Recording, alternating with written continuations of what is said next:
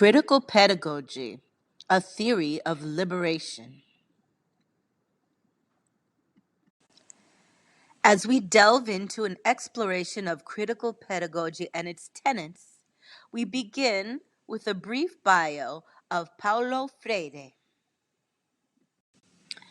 Paulo Freire was born in northeast Brazil in 1921. As a young child, his experiences with poverty forced him to acknowledge the relationship between social class, knowledge, and education. He lived among poor rural families and laborers, where he gained a deep appreciation and respect for their lives and the effects of socioeconomics on education. In 1947, he began work with adults who could not read in Northeast Brazil, and he developed a method of teaching, in other words, a pedagogy, with which the word conscientization has been associated, and we will learn more about that in a moment. Freire's teaching method, or pedagogy, involves being one with the community, speaking with the people on deep levels, and gaining an understanding of the words that impacted their realities and their daily lives. Once he was able to begin to understand the social reality of his students, he began the process of conscientization, in which students began to critically examine the social factors that impacted their lives and their oppression. In 1962, Freire taught 300 farm workers to read and write in just 45 days. And as a result, he gained governmental approval for thousands of cultural circles to be set up all over Brazil, utilizing his method of teaching. However, a military coup in 1964 halted the work and it changed his life.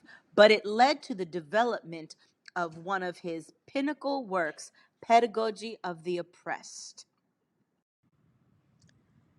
The formation of critical consciousness allows students to question the nature of their historical and social situation, which Freire called reading the world, with the goal of becoming subjects in the creation of a democratic society.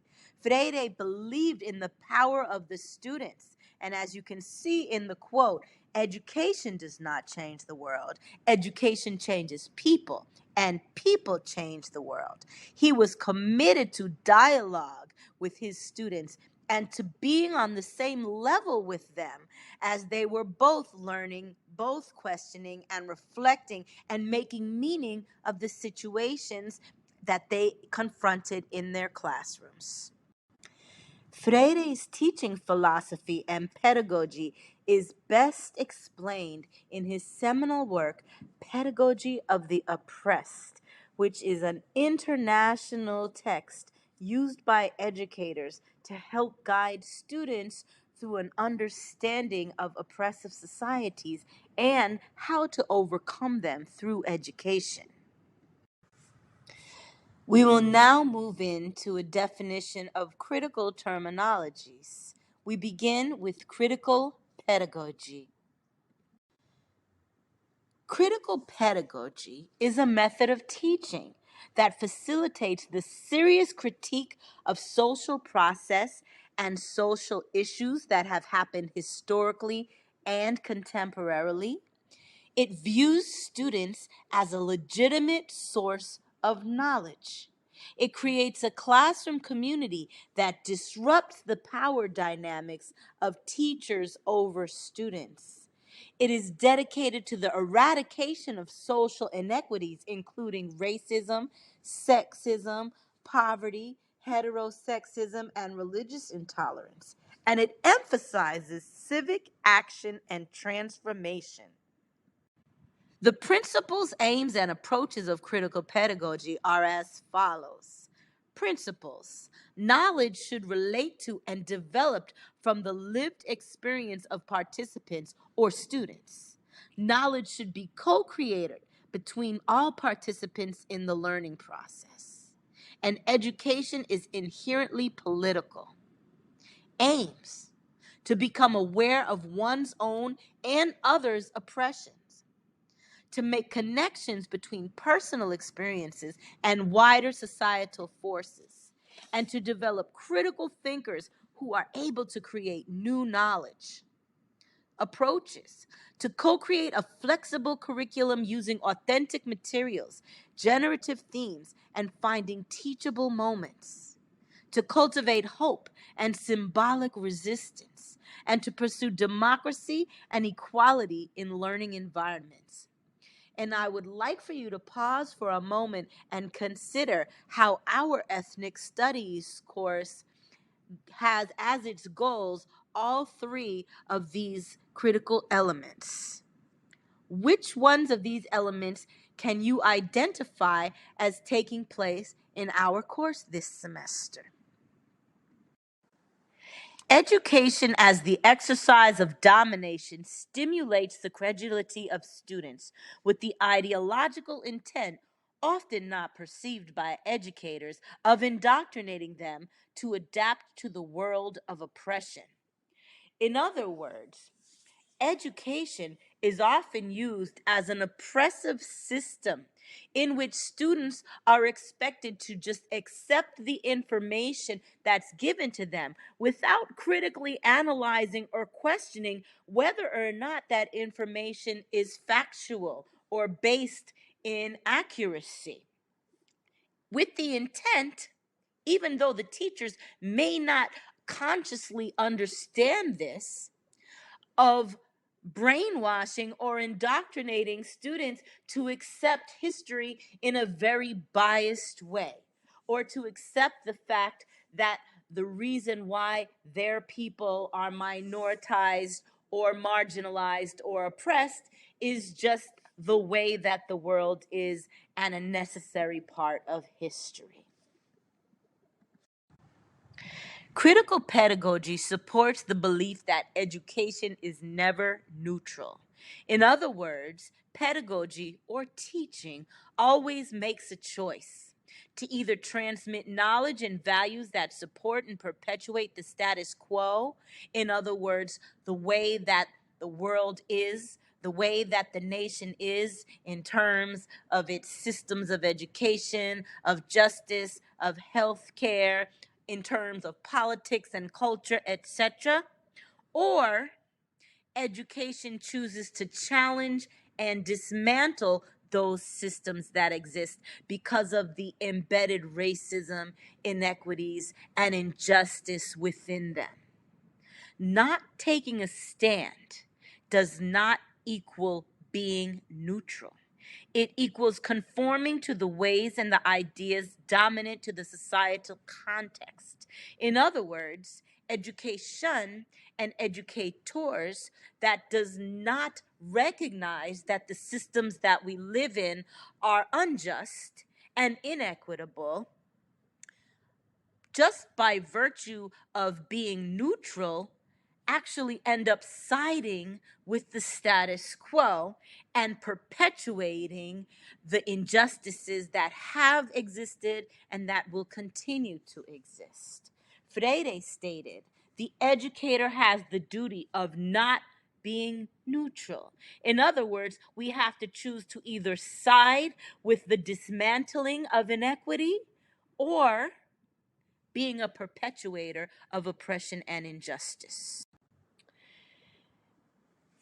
As we explore various quotes by Paulo Freire in this presentation, I ask that you take a moment to pause after you hear each quote and reflect upon how that quote connects to your own life and your own educational experiences or the educational experiences of oppressed groups of students and people in our country and world. And also connect these quotes to the information that we have learned and are learning in our ethnic studies course. Washing one's hands of the conflict between the powerful and the powerless means to side with the powerful, not to be neutral. Pause, connect, reflect. In what ways, if any, might you have felt indoctrinated by your experiences in education thus far? Which teachers, if any, can you remember who have challenged the status quo? In what ways did she, he, or they do so? What are the challenges that exist for educators and institutions, and students for that matter, who aren't neutral? Why might they face those challenges, and how can they circumvent them? In what ways does this ethnic studies course reflect and integrate the elements of critical pedagogy? We will now explore some of the key tenets of pedagogy of the oppressed and critical pedagogy, and we will begin with the banking concept of education. The banking concept of education is the notion that knowledge is a gift bestowed by those who consider themselves knowledgeable upon those whom they consider to know nothing. And let's check out this graphic right here, which exemplifies a visual representation of the banking concept. We see a teacher with bags of information and a funnel pouring the information into a student's open brain. The banking concept means that there are educators who do believe that their students are empty vessels who come to their classrooms ready to be filled with information. And this is detrimental because it refutes the fact that these students come to the class with lived experiences and knowledge that serves as the basis for their understanding of the world. They are not simply empty vessels ready to be filled with information. And too many educators fail to draw upon the intelligence and the knowledge that students already bring with them into the classroom. Freire wrote, "It is not surprising that the banking concept of education regards men as adaptable, manageable beings." Implicit in the banking concept is the assumption of a dichotomy between human beings and the world. A person is merely in the world, not with the world or with others. The individual is a spectator, not a recreator.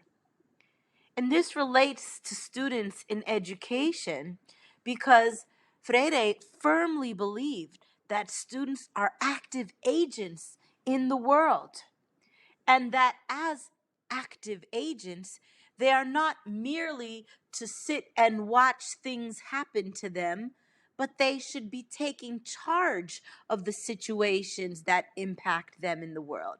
And they should be actively understanding the circumstances which created an unjust society and creating ideas and actions to change that injustice.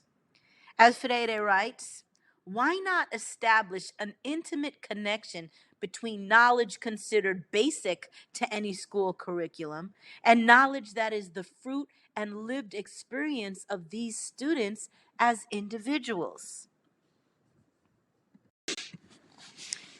And in this very interesting graphic representation of the banking concept, if we read the words, they're a little bit blurry, but we see at the top oppressor, meaning the media, politics, corporations, elites, etc., as the bearers of true knowledge. And we see the educator or the teacher in orangey kind of color with a fishbowl on his head, pouring an orange liquid into the fish bowls on top of their students' heads to kind of submerge them in this orange liquid, right? And it says he is depositing and communicating slogans or undeniable truths, um, that are defined as reality into the students' heads. And you see the students quote, "If it is not orange, it is not real." So this is an example of an exaggerated example of the indoctrination of education. Here is another representation of the banking concept. And what do we see happening in this image? I paused for a moment so you could take it in, but obviously we see a row of students who have different shapes of thoughts. Yet, what is the teacher doing? The teacher has her own thought that's represented by little square or rectangle, and she's taking students' thoughts and matching them exactly to the shape of her own thoughts, right? So it is the transformation of individual thoughts to the thoughts that match that of the educator, and the stifling of different opinion, different perspective, different worldview, different ideas that students come to their courses in their classrooms with. And here is yet another image that is a variation of the representation of the banking concept of standardized tests. So you see these poor children who are hooked up to these devices on their brains that are pouring information into their skulls, and they have these what are they, blinders on the sides of their faces so they can't see anything other than what's in front of them. And a teacher with the quote saying, "Come away from the window. You don't want to be a child left behind, do you?" And the little girl who's desperate to get out of there, who sees through the window the bird with the banner flying that says the arts and PE and sunshine and nature and science, that you see written into the mountains, right? And that girl wants to get out of there, right? So this is the escape from the banking concept of education. The teacher is, of course, an artist, but being an artist does not mean that he or she can make the profile or can shape the students. What the educator does in teaching is to make it possible for the students to become themselves. So Freire was obviously critical of the banking model, in which learners or students are viewed as empty, inferior, or passive recipients of a teacher's knowledge. He argued that this approach discouraged critical thinking and dehumanized both the student and the teacher. So he advocated for problem posing education, fueled by dialogue or discussions in which students or learners are agentic, meaning they have the power to control their own goals, actions, and destinies. Learning takes place through problem solving. Learning should be both theoretical and practical. Teachers should not be the authoritative distributors of knowledge in classrooms. New possibilities emerge when students and teachers share information and learn together, and that learning is an endless process of becoming. Whereas banking education anesthetizes and inhibits creative power, problem posing education involves a constant unveiling of reality. Banking education attempts to maintain the submersion of consciousness. Problem posing education strives for the emergence of consciousness and critical intervention in reality. Pause, connect, and reflect. Identify specific examples of the ways that schools are typically dependent on banking. How does that particularly impact students of color? How does that impact students in general? Have you personally experienced an educational environment where banking was taking place, or where you felt your ability to think critically was denied or hampered? How did it make you feel? Did you do anything about it? How does or how might an educational environment in which the educator sees herself or himself as equal to the students, and in which the students are welcome and expected to share their knowledge, impact learning? Conscientization, conscientization, critical consciousness. Conscientization, critical consciousness, or conscientização in Portuguese, is a popular education and social concept developed by Freire, which is grounded in post Marxist critical theory. Critical consciousness focuses on achieving an in depth understanding of the world, which allows for the perception and exposure of social and political contradictions. Critical consciousness also includes taking action against the oppressive elements in one's life that are illuminated by that understanding.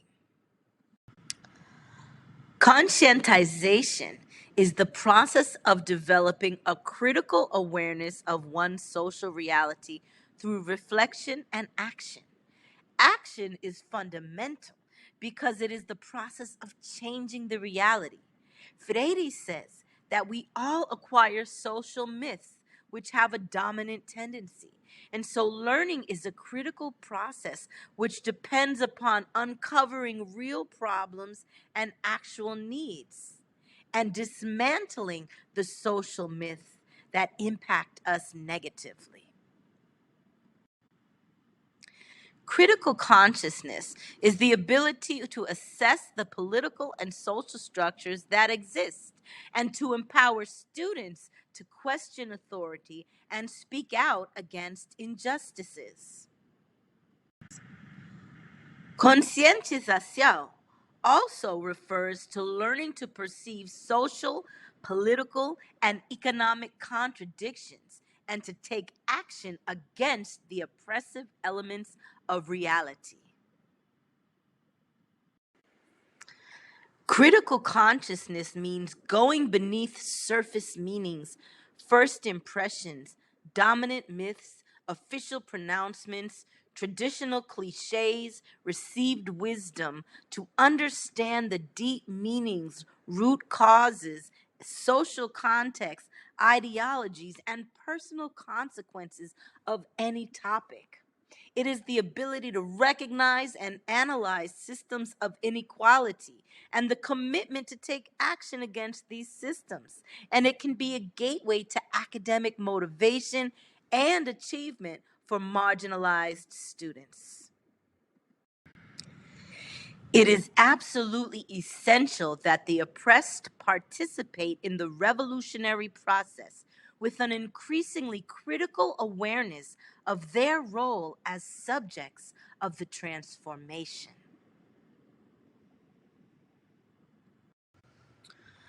Pause, connect, and reflect. Why is critical consciousness especially important for students of color or marginalized students? Why do you think it's typically hard to find teachers and courses which promote critical consciousness? Do you consider yourself critically conscious? In what ways have you developed your own personal critical consciousness? When and how did you begin to develop it? Which educational courses, if any, can you identify that have helped you develop critical consciousness? How did those courses impact you and your life? If you've not had any courses that influence critical consciousness, how has that impacted you? Have you ever used your agency to take action against injustice in your community, in your society, in your nation or world? In what ways? And in what specific ways does the content of this ethnic studies course promote critical consciousness?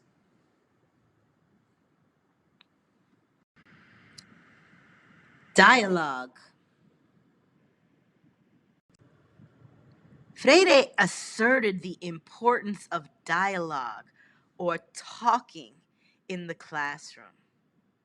Students must be able to talk with each other. They must be able to talk with their teacher, and they must be able to ask questions about the world and about the content as they explore new topics and subjects and as they grow as learners. Freire wrote, any situation in which some individuals prevent others from engaging in the process of inquiry or asking questions is one of violence. The means used are not important. To alienate human beings from their own decision making is to change them into objects. And this again affirms Freire's belief that students must be able to take control of their own conscious development and processing of the information that they discover and explore in schools. When educators stifle students from asking questions, it is seen as a form of violence. Learning is a process where knowledge is presented to us, then shaped through understanding, discussion, and reflection. To enter into dialogue presupposes equality amongst participants. Each must trust the others. There must be mutual respect and love, care and commitment. Each one must question what he or she knows and realize that through dialogue, existing thoughts will change and new knowledge will be created. If it is in speaking their word that people, by naming the world, transform it, dialogue imposes itself as the way by which they achieve significance as human beings.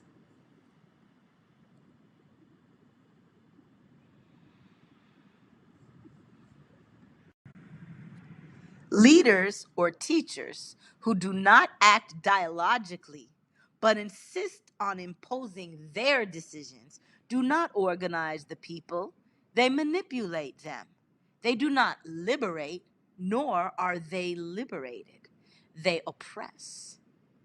If the structure does not permit dialogue, the structure must be changed. In other words, if an educational environment does not permit dialogue, then the educational system must be changed. This quote exemplifies Freire's belief that teachers must be on the same level as students, as partners in the educational journey. Through dialogue, the teacher of the students and the students of the teacher cease to exist, and a new term emerges, teacher-student with students-teachers, which basically means that we all learn from each other. How can I dialogue if I always project ignorance onto others and I never perceive my own? How can I dialogue if I am close to and even offended by the contribution of others? At the point of encounter, there are neither yet ignoramuses nor perfect sages. There are only people who are attempting together to learn more than they now know. Some may think that to affirm dialogue, the encounter of women and men in the world in order to transform the world, is naively and subjectively idealistic. There is nothing, however, more real or concrete than people in the world and with the world, than humans with other humans. The oppressor's tranquility rests on how well people fit the world the oppressors have created and how little they question it.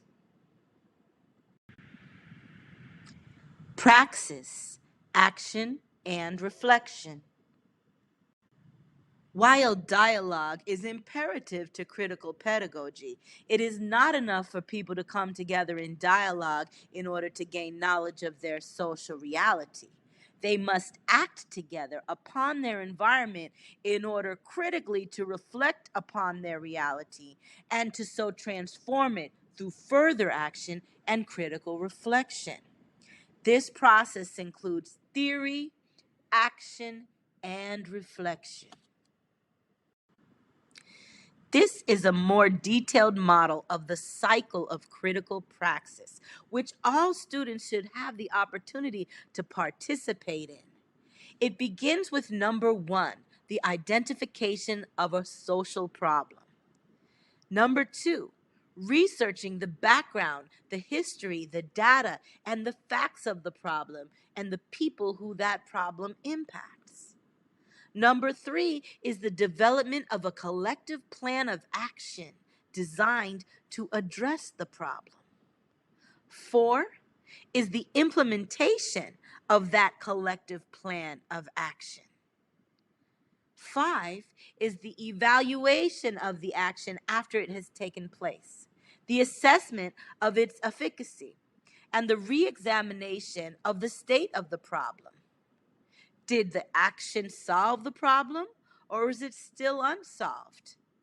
And if it is still unsolved, then we go right back up to number one again and start the process over with a new plan of action to continue trying to drive at a solution. And this example of critical praxis has been implemented in classrooms to help students identify the process through which they can actually engage in social change and action. Praxis entails the ability to have an idea, to organize and sequence a motor plan, the actions, and execute them in a coordinated fashion in response to a novel environmental or social demand. Liberation is a praxis, the action and reflection of men and women upon their world in order to transform it.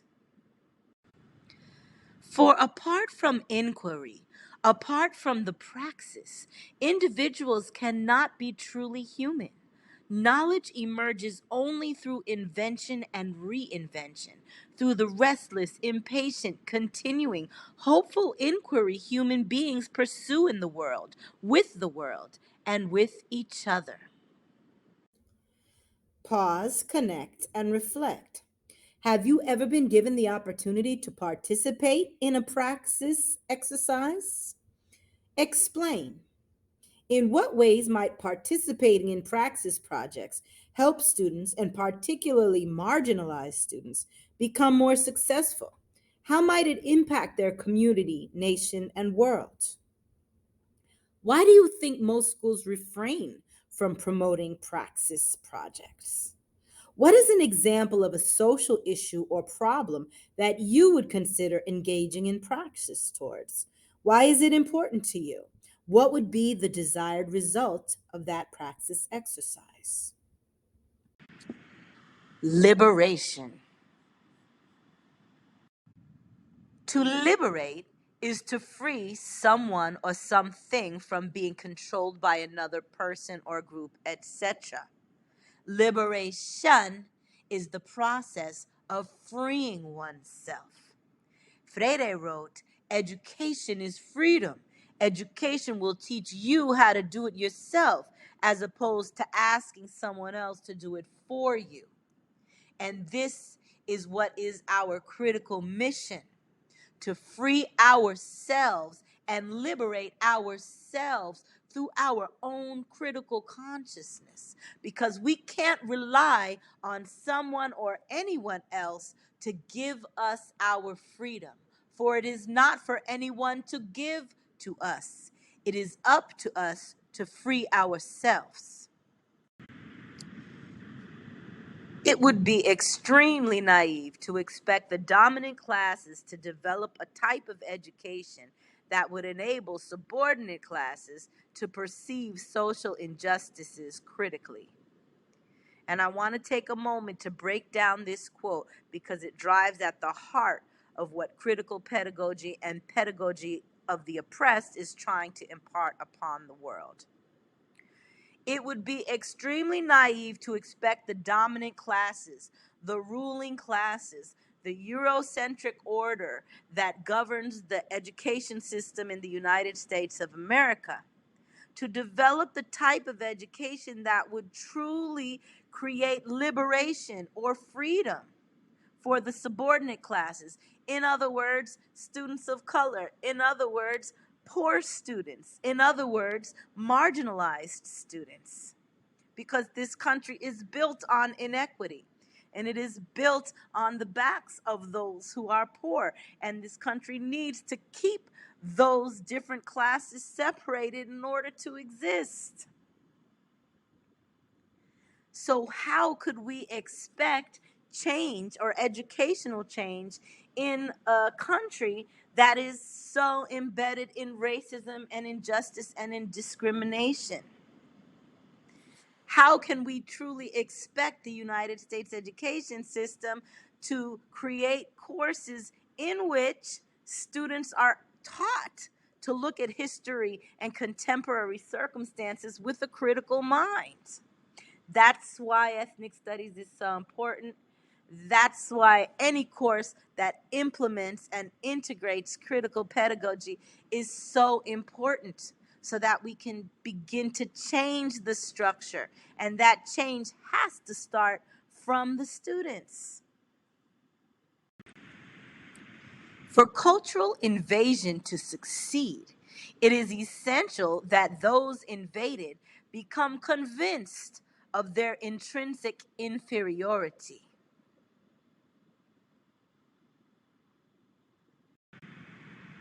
The oppressed, having internalized the image of the oppressor and adopted his guidelines, are fearful of freedom. And let's dissect this statement. The notion that because we have been oppressed for so long, for so many centuries, have we been under the rule of others, that we fear what freedom might actually feel like, what true liberation might look like, what it might be like. And therefore, that fear keeps us trapped into the system that we are already under.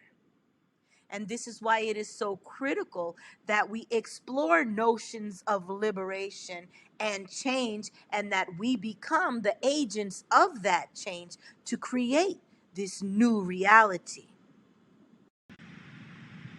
No pedagogy which is truly liberating can remain distant from the oppressed by treating them as unfortunates and by presenting for their emulation models from among the oppressors.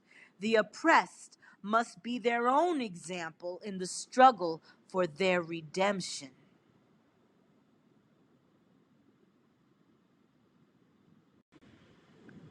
Authentic liberation, the process of humanization, is not another deposit to be made in men. Liberation is a praxis, the action and reflection of men and women upon their world in order to transform it.